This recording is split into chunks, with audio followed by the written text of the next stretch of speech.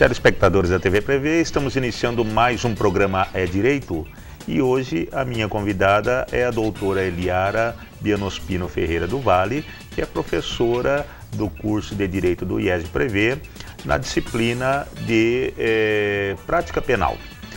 Tudo bem, doutora Eliara? Tudo bem, professor Said. Doutora Eliara, nós estamos acompanhando, né, algumas modificações no Código Penal, no Código de Processo Penal e mesmo na execução penal, né? Quais foram as últimas mudanças que nós tivemos nesses códigos, né? E o que isso implica na prática hoje para a área penal? Primeiramente, eu gostaria de agradecer o convite e me sinto honrosa de estar aqui novamente no quadro É o Direito da TV Prevê, que traz aí reflexões acerca das questões da área do direito, em especial hoje para falarmos de direito penal. Deixa eu só, antes de você explanar, lembrar que eu convidei a doutora Eliara até pela nota 4 também, né, que o curso de Direito do IESB obteve aí junto ao reconhecimento do Ministério da Educação, né, doutora? Sim, isso é importante frisar, né, do sucesso aí com a aprovação, reconhecimento da nossa faculdade, o IESB Prevê, em especial no curso de Direito agora, nos últimos tempos. Realmente, professor, desde do início dos tempos, a gente sabe que o direito é uma ciência dinâmica. Como ela não é estática, ela necessita muito de alterações para acompanhar a dinâmica social. Então, por conta disso, o Congresso Nacional, que é o órgão competente para poder fazer as alterações em matéria penal, ele tem se movimentado no sentido de realizar essas alterações tanto no Código Penal como no Código de Processo Penal e na Lei de Execução Penal, a fim, inclusive, de restabelecer a confiança do cidadão em questões de segurança pública. Então, o Código de Processo Penal, ele teve uma alteração significativa em 2008. Então, em 2008 foram alteradas as regras acerca dos procedimentos em processo penal.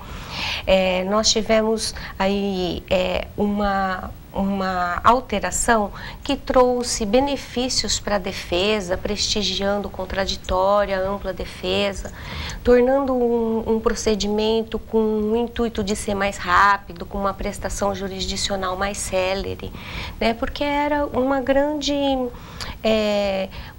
expectativa não só da comunidade, mas também dos sentenciados, de ter logo a sua condição processual resolvida. Então, o Congresso Nacional, através de uma lei de 2008, trouxe a possibilidade de uma audiência una, onde o interrogatório que anteriormente era feito de início foi para o final, dando toda a oportunidade de defesa para o réu, né?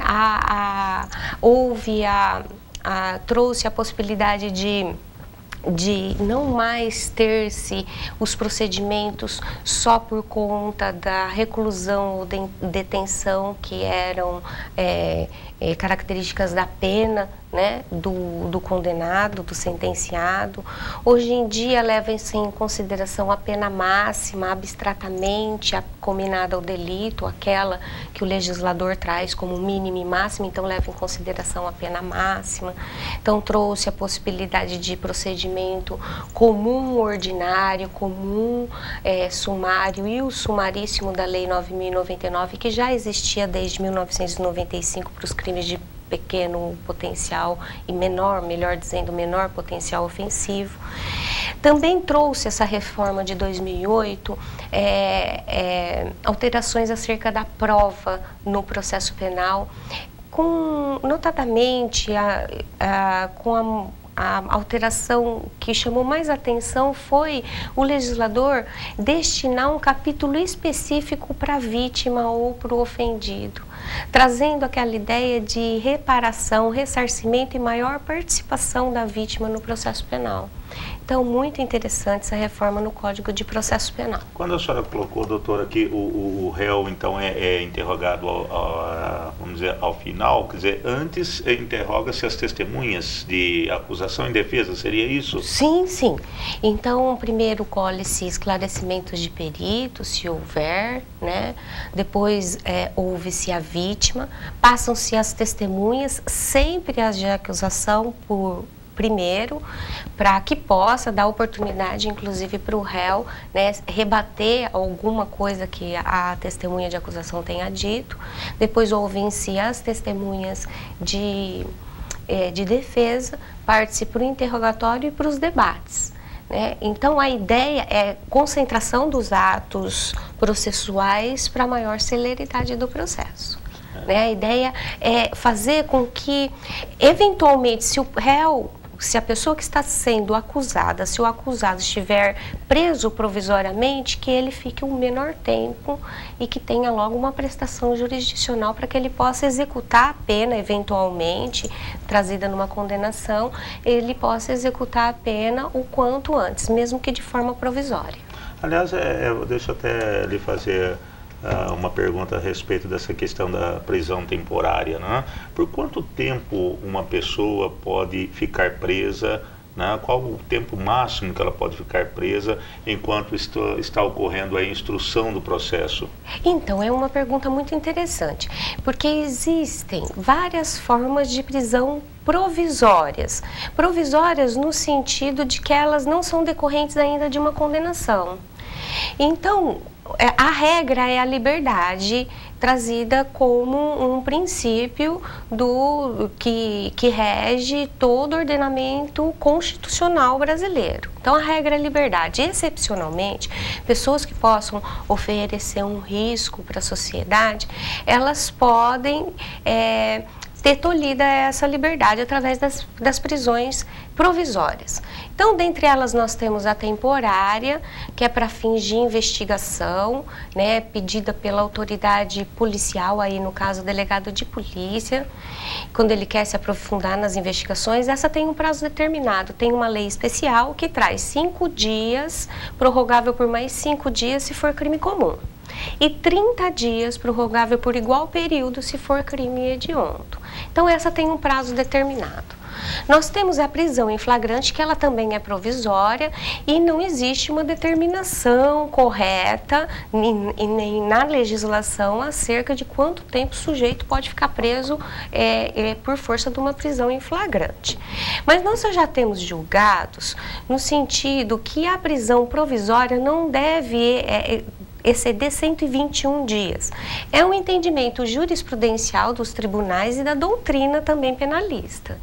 Né? Então, não há um prazo específico, inclusive a proposta de reforma, a próxima reforma pontual do Código de Processo Penal é justamente, uma delas é essa, trazer um prazo específico para a prisão preventiva.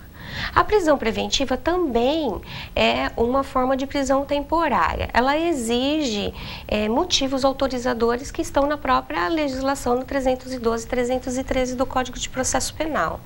E também há uma discussão se ela pode perdurar por um tempo indeterminado. Então, a doutrina e a jurisprudência resolvem da seguinte forma: uma prisão provisória, seja ela qual for, com exceção da temporária, que já tem o prazo determinado da própria lei, não deve exceder aí, em média, 121 dias, que é um prazo razoável para o cumprimento dos atos processuais até uma decisão, né? Doutora, e nessas mudanças, né, há alguma alteração no Instituto do habeas corpus ou do mandado de segurança, ou permanecem como estão? Não, permanecem, por enquanto, permanecem como estão. Parece que tem intenção de alterar aí o Instituto do habeas corpus. Em que sentido?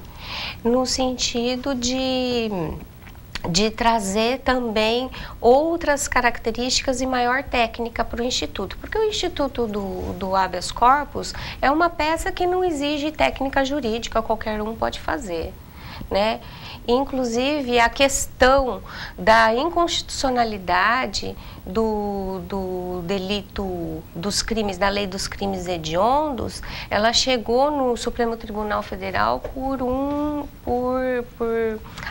habeas corpus impetratus de próprio punho dos sentenciados, dos presos. Né? Então, é uma peça jurídica que não demanda nenhuma técnica, não precisa ser elaborada por advogado, é denominada como um remédio constitucional, né? Ou garantia constitucional, e a intenção de se alterar a forma do habeas corpus.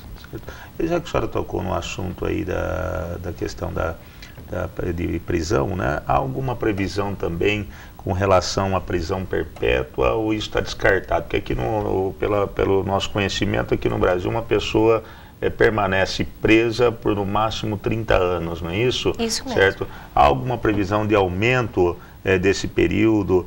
Uma previsão para prisão perpétua, pena de morte, já foi veiculado isso muitas vezes, e também aumento das penas para os crimes hediondos?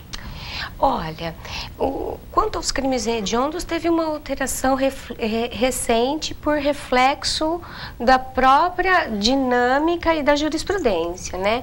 Então, a lei dos crimes hediondos, ela é de 1990 e a partir de 2006 houve aí uma alteração, uma movimentação nos tribunais no sentido de que era inconstitucional a pessoa cumprir a pena integralmente em regime fechado por ser condenada por um crime hediondo.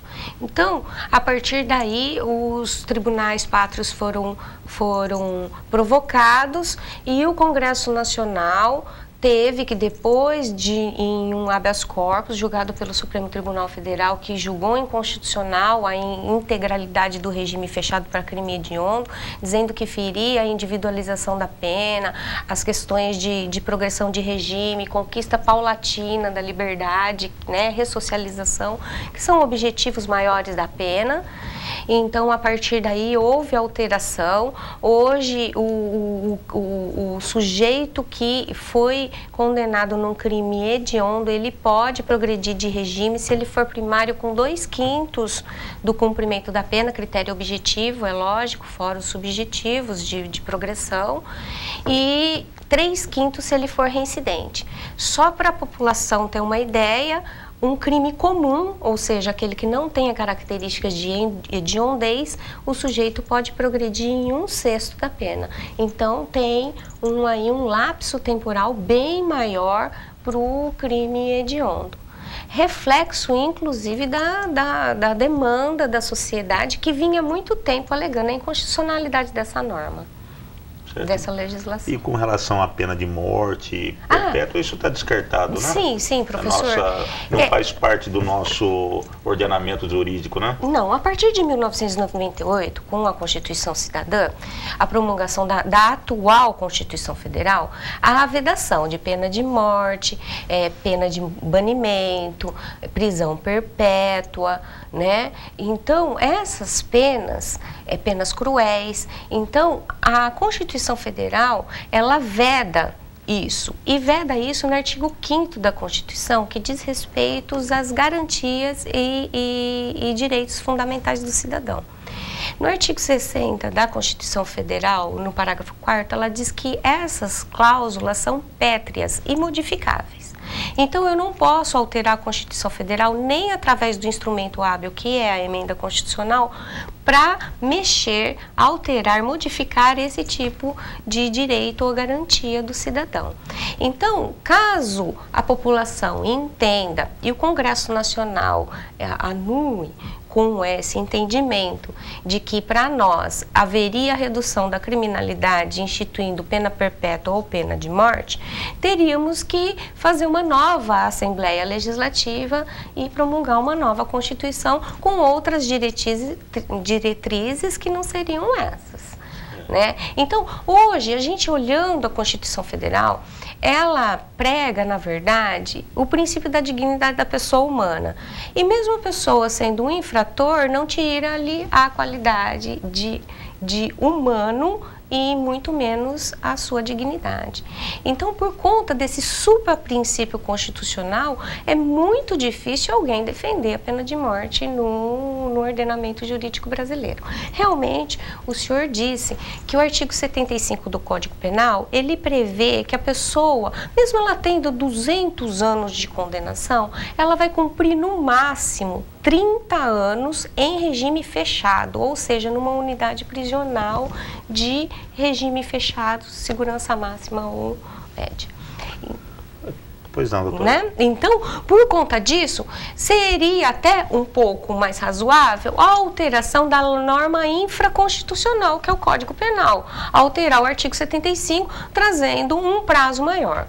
Porém, a doutrina entende que pela expectativa do brasileiro que subiu um pouco, poderia ser acrescido no máximo 5 anos, 35 anos de cumprimento de pena em regime fechado. Mas esse regime fechado, doutora, não é, quer dizer, ele tem direito aos benefícios da progressão, né? Tem. Não é propriamente 30 anos em regime fechado. Ele pode ser condenado a 30 anos no regime fechado, mas ele tem o direito aos benefícios da progressão. Sim, ele vai ter sempre os benefícios da progressão, né? Desde que ele cumpra os requisitos objetivos, que é o cumprimento da pena de determinado lapso temporal que a lei determina, e os subjetivos, como bom comportamento carcerário, né? E aprovação da administração penitenciária, dentre outros requisitos que até o juiz pode exigir, eventualmente um exame criminológico para poder ter elementos no sentido de que ele vai se ressocializar, que vai ser bom essa conquista da liberdade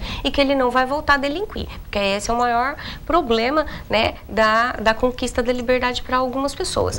Mas o importante é o seguinte: o sujeito tem 200 anos a cumprir, todas as somas das penas, todos os cálculos dos benefícios de progressão, de livramento condicional, vão ser feitos em cima desses 200 anos.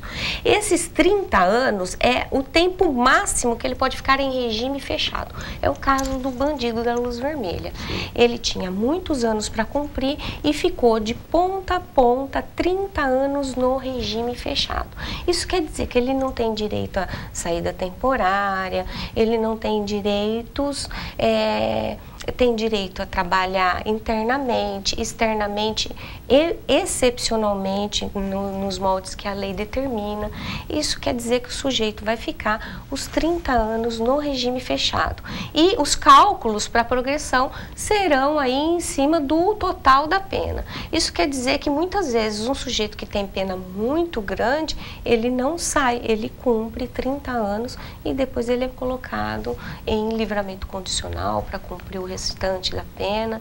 Em regra, é isso que acontece. Esse caso até do bandido da luz vermelha, para quem não sabe, foi um bandido aí, um assassino, né, famoso, acho que na década de 60, se não me engano, né, doutora? E que realmente ele ficou os 30 anos, né, em regime fechado, e quando colocado em liberdade não sabia como agir, né, ficou completamente perdido em meio à sociedade. Inclusive isso acontece com algumas pessoas, alguns presos, né, que pedem até para retornar para o sistema prisional, porque não tem como, ele ficou muito tempo em reclusão, né, certo? E não tem como ele então se ressocializar, não é isso? O cárcere, né, ele isola e marginaliza as pessoas. Por isso seria muito interessante que o Estado tivesse mais políticas públicas de reinserção social do egresso. Né? Então, na verdade, as pessoas falam em redução da criminalidade com pena, o caminho talvez sugerem penas mais severas, sugerem penas perpétuas, né, de morte, a redução da minoridade penal. Então, são isso que as pessoas veem como formas de redução da criminalidade. mas eu acho que a questão ela é um pouco mais profunda, né? Porque, na verdade, a gente precisaria de maior investimento na educação, maior investimento na saúde, em especial em políticas para as mulheres, em políticas de saúde mental, né? Planejamento familiar, que não tem regra no Brasil. Políticas né? de emprego também, Políticas né, de doutora? emprego, políticas de assistência social, em especial a mulher que vai gerar filhos e eventualmente esses filhos estarão desamparados e podem vir a ser potenciais delinquentes, né? Então, as questões, elas são muito mais ligadas à estruturação e grau de civilidade da comunidade do que propriamente uma imposição maior de pena, né? Então, a gente vê que em países em que adotam a pena capital, que seria a pena de morte, não há redução da criminalidade. Países que adotam a maioridade penal a partir dos 16 anos, também não há redução da criminalidade juvenil, né? Então, são questões que têm que ser debatidas, né? O maior incentivo da criminalidade é a impunidade, é a certeza que o criminoso, que o delinquente tem, de que ele não vai ser punido com eficácia pelo Estado, né? Então, precisa de investimento do Poder Executivo nas unidades prisionais, precisamos emergencialmente de tratar o egresso da unidade prisional de uma forma um pouquinho mais acolhedora, tanto no mercado de trabalho como no campo acadêmico, educacional, para dar uma possibilidade dele sair da vida criminosa. Caso contrário, isso vai ser sempre uma reprodução de valores e de práticas frustradas da sociedade. Doutora Eliara, como a senhora vê essa questão da saidinha, a polêmica saidinha? Bom, a saída temporária, ela é um direito amparado, assegurado pela Lei de Execução Penal, que é a Lei 7.210 de 1984. Então, a lei prevê a saída temporária como uma forma de conquista paulatina da liberdade. Então, é um fator de ressocialização do preso, onde ele vai poder ter contato com a família. Para o Estado e para a comunidade é muito importante que ele permaneça com os laços familiares fortes, porque, como eu disse para o senhor, com 30 anos, no máximo, um dia, ele vai sair de lá, porque nós não temos prisão perpétua. Então, se a família der um apoio para ele continuar fortalecendo esses laços, a possibilidade dele voltar a delinquir quando ele sair da unidade prisional é melhor. Então, eu vejo a saída como um direito do preso que só poderá ser suprimido através de outra legislação e com muito fundamento jurídico e social, porque a eliminação desse direito ou a desvirtuação desse direito pode trazer mais prejuízos para a segurança pública do que benefícios para a sociedade. Certo. Doutora Eliara, juristas famosos como Dr. Tourinho, como o Dr. Damásio de Jesus, defendem a pena alternativa, né? Nessa reforma, tanto do processo como da execução penal, né? Certo? Há uma previsão de, vamos dizer assim, preponderar a pena alternativa no nosso ordenamento jurídico penal? É uma tendência, né, professor? Porque as pessoas falam que, na verdade, tem que ter mais rigor no apenamento, na combinação de penas, mas, na verdade, as penas alternativas, elas são muito mais pedagógicas, né? Então, elas têm um caráter de reeducação mesmo. Elas têm muito mais característica de ressocialização do que as penas privativas de liberdade. Porque as unidades prisionais, elas não cumprem o seu principal objetivo, que é devolver o criminoso melhor à sociedade. Né? Então, as penas alternativas, elas vêm aí com uma proposta de trazer maiores oportunidades para o próprio apenado. Eu vejo que é uma tendência do Brasil. O Brasil vem adotando aí o direito penal mínimo, no meu entender, ou seja, a interferência do Estado somente em práticas delituosas que tenham aí maior potencial ofensivo. Né? Em outras de menor potencial ofensivo, a aplicação de penas alternativas. Pena que os patronatos não são fortes, né? Não temos patronatos em todos os lugares, as centrais de fiscalização existem, mas não são em todos os lugares, e a fiscalização da pena alternativa, ela é também complicada como qualquer outra, né? E há a possibilidade também, doutora Eliara, de adoção de juizados especiais para essa finalidade, quer dizer, ao invés de levar tudo para o juiz, vamos dizer assim, para os juízes, né, para o poder judiciário tradicional, né? Não seria possível para esses crimes mais simples, vamos dizer assim, levar para um juizado especial para que esse juizado aplique essa pena alternativa? Sim, na verdade isso já ocorre, né? Nós temos o juizado especial criminal desde 1995. Em comarcas grandes existe o juizado propriamente dito. Nas comarcas menores, os juízes das varas criminais acabam acumulando o juizado especial criminal. Que são esses patronatos? Não, os patronatos são órgãos de fiscalização e acompanhamento e orientação da pena alternativa. Sim. Então, as penas, os delitos que prevêem, que estão combinadas penas até 2 anos, eles são considerados crimes de menor potencial ofensivo. Por isso, eles são competência do juizado especial criminal, onde há vários benefícios para o infrator. A suspensão condicional da pena, a transação penal, de acordo com a pena combinada para o delito que, em tese, ele praticou. Já a substituição da pena privativa de liberdade pela restritiva de direito, que são as penas alternativas, pode ocorrer em delitos, em condenações de até 4 anos. Então, é uma possibilidade que o juiz tem de, ao invés de aplicar uma pena privativa de liberdade que vai levar o sujeito a uma unidade prisional, que pode ser um regime fechado, um regime aberto, né, ou semiaberto, ele traz a possibilidade de substituir a pena de prisão, que é a privativa de liberdade, por uma ou 2 modalidades de penas alternativas, que são as restritivas de direito: prestação de serviço à comunidade, limitação de final de semana, prestação pecuniária.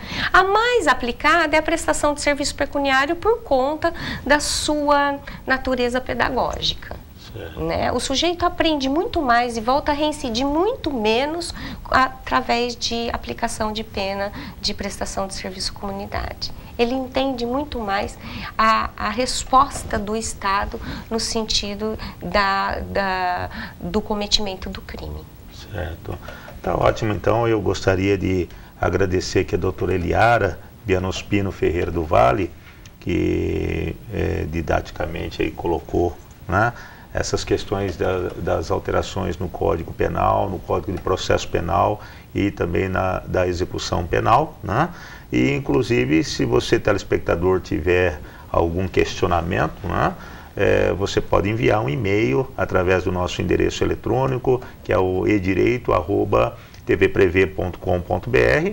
Esse e-mail será repassado aqui para a doutora Eliara, né, que com certeza vai responder, dirimir as suas dúvidas com relação a essa área do direito penal. Então, mais uma vez eu agradeço a doutora Eliara pela sua participação em nosso programa, doutora, e também volto a parabenizar, né, pelo conceito, todo o corpo docente do curso de Direito, né, do IES-Prev, que obtiveram aí o conceito 4, que é considerado raro até, né, por conta das exigências do Ministério da Educação, não é isso? Então, a todo o corpo docente do curso de Direito do IES-Prev, os nossos parabéns e que vocês continuem executando esse belíssimo trabalho na instituição. E eu peço a você, telespectador, continue assistindo a programação da TV Prev. TV Prev, o canal da educação.